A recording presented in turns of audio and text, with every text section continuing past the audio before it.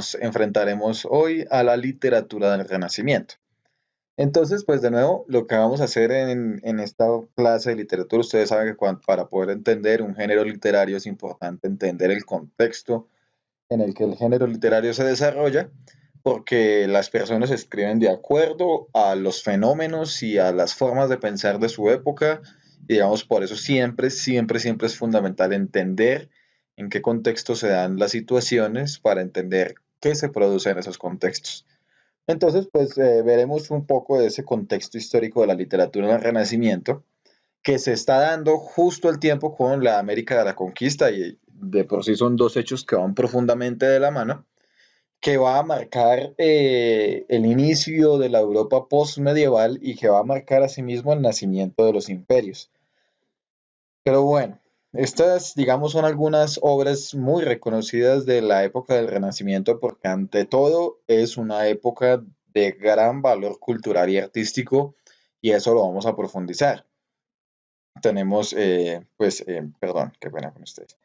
Los dos dibujos, las dos pinturas de los costados, pues con una temática religiosa bastante marcada, y con la pintura de la mitad, que es sobre la academia griega, ¿no? E incluso en la mitad tenemos al señor Platón y al señor Aristóteles y a otros muchos filósofos que están en esta pintura. Pero bueno, ¿qué es el Renacimiento? El Renacimiento es ante todo el punto de inflexión, el punto de cambio entre la Europa que se conoce como de la Edad Media y la modernidad. Pues primero que todo se llama Edad Media porque es la edad que va entre lo antiguo y lo moderno. Entonces queda en la mitad, por eso se le denominó Edad Media.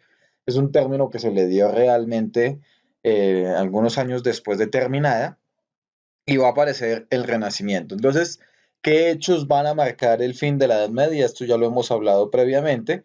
La caída de Constantinopla, que era el Imperio Romano de Oriente, Bizancio, en 1453, y el descubrimiento de América en 1492. En 50 años, en esos 50 años, esos dos fenómenos, y con todas las consecuencias derivadas obviamente de esos dos fenómenos, pues van a enmarcar toda una serie de transformaciones de unas dimensiones, pero que ustedes ni siquiera se imaginan.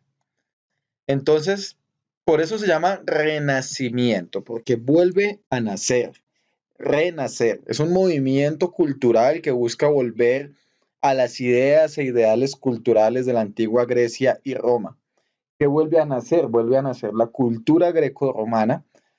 Se van a volver a hacer mención, por ejemplo, de algunos dioses de la antigüedad, pero ya no desde un punto de vista religioso, porque ahora la religión que domina Europa realmente es el cristianismo, sino más desde el punto de vista estético. Entonces es más la forma de hacer arte que tenían los griegos y los romanos. Eso es lo que va a volverse a rescatar en esta época del Renacimiento, que realmente es únicamente propio de Europa Occidental. Recuerden que todas estas divisiones, la Edad Media, el Renacimiento, todos estos son conceptos que aplican únicamente sobre Europa, uno de los continentes más pequeños. ¿Por qué lo vemos? Pues porque Europa, al fin y al cabo, precisamente por el descubrimiento de América, pues va a ser nuestro referente cultural en muchas cosas. Por eso es importante tenerlo claro. Pero ni África, ni Asia, ni América, ni Oceanía vivieron ni Edad Media ni Renacimiento en los términos en los que nosotros lo estamos viendo. Entonces, propio de Europa Occidental, es un fenómeno que dura aproximadamente 100 años, entre el siglo XV y XVI, y marca, como ya les había dicho, la transición entre la Edad Media y la Edad Moderna. Ahí tenemos un pequeño mapita de cómo se fue desplegando todas estas formas de el arte del Renacimiento, ¿no? Primero, pues después de la caída de Constantinopla, todos los habitantes, bueno, no todos, pero hubo una gran migración de los habitantes huyendo de las barbaries que estaban haciendo el Imperio Turco Otomano. Entonces ellos primero fueron a ciudades como Florencia o como Roma, y de ahí, si ustedes siguen el mapita, se fueron expandiendo a varias ciudades, se crearon varios centros artísticos, difusión del Renacimiento italiano y unos centros de Renacimiento y humanismo muy grandes. Pero bueno, lo cierto es que el Renacimiento nos va a traer numerosos avances en el campo de las ciencias humanas y naturales. ¿Por qué? Porque en cierta forma, por los dogmas que se tenían durante la antigüedad y durante la Edad Media, se evitaron muchas técnicas que pudieron haber, digamos, acelerado el proceso de las ciencias humanas y naturales. Pero la Edad Media va a dar unos pasos gigantísimos en ese sentido porque va a ser en la Edad Media donde se van a crear las primeras universidades, donde se van a crear las primeras instituciones educativas, los primeros colegios propiamente dichos, y ahí se van a empezar a gestar centros de conocimiento. En un principio, pues obviamente con los pocos conocimientos de la época, pero el mundo va creciendo, las comunidades se van interconectando, se empiezan a compartir conocimientos, entonces en Italia se va a crear la primera universidad de medicina del mundo occidental, donde se van a unir eh, pues tanto pensadores cristianos, judíos, musulmanes, se van a reunir en la misma universidad, van a unir sus conocimientos y van a empezar a crear medicina propiamente dicha, porque es que antes la medicina era un decir, la medicina era simplemente un poco confiar en los remedios de la naturaleza, pero más allá de eso no había ningún estudio. Y durante buena parte de la Edad Media ni siquiera se permitía que se abrieran, por ejemplo, los cuerpos para saber de qué habían muerto los muertos, valga la redundancia. ¿Por qué? Porque resulta y pasa que un antiguo llamado Hipócrates, el padre de la medicina, y Averroes, pues ya habían abierto una vez un cuerpo, ya habían dicho que había ahí, entonces ya no había necesidad de volverlo a abrir. Y se prohibió durante mucho tiempo que ese tipo de cosas se hicieran. Cuando llega el Renacimiento, digamos, ya se han dado avances en ese sentido, ya se pueden, por ejemplo, abrir cuerpos, y eso le va a dar, por ejemplo, a Leonardo da Vinci, uno de los artistas más reconocidos de esta época, le va a dar la facultad de, él se escapaba a las morgues, abría los cuerpos y de esa forma él podía entender de qué estaban hechos los cuerpos para poderlos dibujar realmente, imitando la naturaleza como era realmente. Y pues el esplendor científico va a ser enorme. Y de la mano con eso, pues hay un esplendor cultural que en eso sí, digamos, se había venido avanzando muchísimo también durante la segunda mitad de la Edad Media, desde el siglo X, se había venido desarrollando mucho el pensamiento cultural y va a haber un esplendor tremendo porque se retoma muchas de las técnicas grecorromanas, precisamente como hemos nombrado previamente. Y la naturaleza, pues ahora cobra una importancia. La observación va a ser un método por excelencia, porque ya no creemos simplemente que eso está ahí para mirarlo de lejitos y ya, sino que entendemos que en la naturaleza se esconden muchos secretos y que hay que observar con mucho cuidado para encontrar esos secretos en la misma naturaleza y entender el mundo que nos rodea. Es decir, el papel del ser humano ya no pasa, ya no es puramente pasivo como era, digamos, de cierta forma antes, sino que pasa a ser un papel activo y transformador del entorno de la naturaleza que lo rodea. Esto es una construcción que va a tomar mucho tiempo y sobre la cual podríamos profundizar muchísimas cosas. Pero pues por cuestión de espacio, digamos, acá estoy intentando ser muy sintético. Bueno, siguiente. El enfoque de la cultura pasa de ser teocéntrico a ser antropocéntrico, originándose el humanismo. Bueno, ustedes sabían que antes se creía en el sistema ptolomeico que la Tierra era el centro del universo y pues imagínense que usted le digan que usted es el centro del universo, nos hacía sentir, mejor dicho, la última maravilla. Y creíamos que entonces ya todo estaba hecho y que no había absolutamente nada más por hacer porque pues ya somos el centro del universo, ¿no? Pero en el momento en el que Galileo y todos estos señores astrónomos de los siglos XIV y XV empiezan a dar las pistas de que la Tierra no solo no es el centro del universo, sino que ni siquiera el Sol podría llegar a serlo, entonces le hace que los seres humanos se tengan que plantear la pregunta, bueno, ¿y entonces nosotros qué? ¿Qué hacemos aquí? ¿Cuál es nuestro papel si no somos la creación preferida en el sentido de que no somos el centro del universo? Entonces, ¿qué somos? Y ahí ya la pregunta entonces se desplaza, ya no vamos a preguntarnos por la naturaleza de Dios, porque digamos Dios ya se ha comprendido como una sustancia que está muy por encima de la comprensión natural, y pasamos entonces a preguntarnos por la naturaleza humana. Y al preguntarnos por la naturaleza humana, pues entonces la pregunta es sobre el hombre. Y por eso se llama el humanismo, porque la pregunta es, ¿qué hace el ser humano entonces? ¿Cómo entender nuestro papel en la creación si eso que creíamos que éramos el centro de todo resultó que no era cierto. Eso hace que se fomente un individualismo nunca antes visto.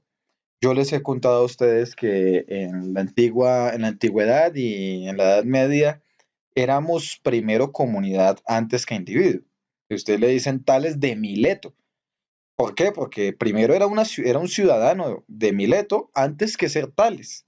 Entonces había una relación muy profunda en el cual el individuo se comprende como parte de un núcleo social que lo transgrede, que lo supera y que por tanto se debe a ese grupo social. Mientras que ya con el Renacimiento, la entrada al humanismo, pues ahora el ser humano se plantea una pregunta que antes no existía y es ¿quién soy yo? Y ahí va a aparecer un filósofo importantísimo como lo fue René Descartes que se plantea la pregunta por el yo. Y él dice, bueno, ¿qué soy yo en últimas? ¿No? Y viene la famosa frase pienso, luego existo. Pero todo eso son muestras de que el individuo está cambiando de una perspectiva en la que se entendía parte de un grupo a ahora entenderse primero como un individuo antes que como un grupo. Y entonces se va a promover la curiosidad, el descubrimiento, porque la ciencia necesita de la observación y la observación lleva al descubrimiento, la belleza, porque vamos a retomar los cánones del arte antiguo y vamos a retomar todo lo bueno que nos dejó el arte medieval y cómo podemos ir avanzando en varios campos del conocimiento. Entonces, hay una ruptura deliberada con las estructuras políticas anteriores. Estamos haciendo un tránsito que va a tomarle mucho tiempo a la humanidad. Pues es que esto es relativamente reciente, ¿no? De los 10.000 años que tiene el ser humano eh, socialmente hablando, pues esto sucedió hace apenas 400, 500 años. Eso implica que hay unos cambios estéticos fáciles de apreciar y dispersados por Europa. ¿Por qué? Porque el arte medieval era un arte mucho más gótico, era un arte, digamos, con unos toques más barrocos, más minuciosos, más detallistas. Era una forma de pintar que se planteaba más, digamos, otras estéticas. Y aquí vamos a encontrarnos con un arte que, como yo les decía, retorna un poco más al estilo greco-romano, que va a retornar también a una arquitectura mucho más greco-romana y bueno, ya lo veremos más adelante igual en cada una de estas áreas. Y hay unos cambios radicales de mentalidad que obviamente van a tomar muchísimo tiempo y que se cuesta digerir un poco porque al fin y al cabo, a partir de este momento, a partir del Renacimiento, la humanidad va a avanzar dando saltos de unas dimensiones enormes. Comparen ustedes los avances que se tuvieron desde las primeras civilizaciones hasta el fin de la Edad Media y lo que se va a venir después de un vértigo tremendo. Sin embargo, la estructura política pues se va a mantener, digamos, medianamente estable durante un tiempo, aunque esto se va a ir desgastando. Hay igual una realeza, hay igual una alta nobleza y un alto clero, que son, digamos, los poderes principales, una nobleza media, unos artesanos, unos campesinos y unos esclavos. Digamos, en ese sentido, hasta ahora se van a empezar a producir ciertos cambios. Pero ahora miremos algunas de las artes principales. En la arquitectura renacentista, entonces, bueno, vamos a solucionar el caos urbano de las ciudades medievales, porque una cosa es organizar una ciudad de 5.000 habitantes, donde la mayoría de la gente vive en el campo, como es el sistema organizativo medieval, y otra cosa es cuando la gente del campo va a empezar a emigrar a las ciudades y se va a empezar a instalar en las ciudades. Porque ciudades que estaban pensadas para 5.000 habitantes van a empezar a tener 10.000, 20.000, 30.000 de forma muy rápida. Entonces eso genera un desorden tremendo, problemas de salubridad, la gente no cabe en las calles. Entonces hay que reordenar urbanísticamente las ciudades. Hay que ordenar las calles para que la gente quepa también. ¿Cómo vamos a decorar? Entonces vamos a volver a estos tips grecorromanos del uso de bóvedas, arcos, pórticos, candelabros, ¿no? Construcciones grandiosas y monumentales, entonces vamos a empezar a ver las primeras construcciones, no castillos en términos de grandes, sino en términos de casas gigantes. Es una cosa que no se había visto, digamos, como centro arquitectónico hasta ahora. Y el principal lugar, o sea, la meca de esto es Florencia, porque además Florencia no vivió el movimiento gótico medieval y por eso se nota aún más. Esta es, por ejemplo, una arquitectura medieval. Si ven, no es propiamente un castillo, entonces no estamos hablando de una ciudad amurallada, que digamos eran las construcciones grandes que se habían hecho hasta este momento, sino vamos a empezar con otro tipo de construcciones de grandes tamaños y de una, digamos, de un cuidado estético único. En la pintura, entonces, la temática mayormente religiosa, por supuesto, porque es que Europa es casi que absolutamente cristiana, aun con las rupturas que hayan adentro de Europa y que se vayan a presentar más adelante o que se estén presentando para este momento. Lo cierto es que pues toda Europa cree en Dios, o la gran mayoría de Europa cree en Dios. Entonces, la temática está ahí, presente. También se van a empezar a realizar retratos, el uso de perspectivas, vamos a plasmar la naturaleza, porque de nuevo ahora nuestro papel con la naturaleza no es pasivo, sino es activo. Y tenemos, digamos, a los grandes, ¿no? Miguel Ángel, pintor de la Capilla Sixtina, Leonardo da Vinci y Rafael, gigantes de la pintura. Aquí pues tenemos un ejemplo de pintura renacentista, la famosa Última Cena de Leonardo da Vinci, que fue un fresco que se pintó sobre un muro. Eh, pues digamos que se han hecho bastantes interpretaciones al respecto, pero es tal vez junto con la Mona Lisa una de las pinturas más representativas. Y en términos de escultura, pues vamos a expresar la naturaleza humana de nuevo, porque ahora el enfoque es cómo es el ser humano. Entonces vamos a buscar cuerpos ideales y perfectos, los cuerpos de los héroes, la lucha del David contra Goliat, todo eso se va a representar a través de la escultura. Y por supuesto las principales obras son religiosas, como la que tenemos aquí, que es la piedad, ¿no? En el momento en el que María baja el cuerpo de Jesús de la cruz, una hermosísima escultura renacentista.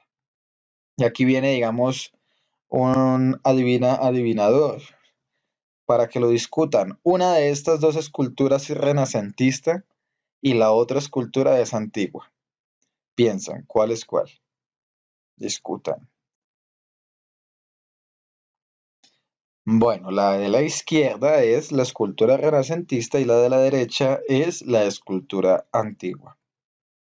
Y en términos de música, contrario a las otras expresiones artísticas que digamos habían retornado hasta lo greco-romano, la música no se va a devolver tanto porque el resplandor de la música realmente se vivió fue durante la Edad Media. Ahí fue donde la música se desarrolló realmente desde un sentido muy profundo y como su estética musical va a ser tan excelente, pues el Renacimiento va a continuar ese trabajo musical y lo va a culminar, es decir, lo va a intentar llevar a su mejor expresión.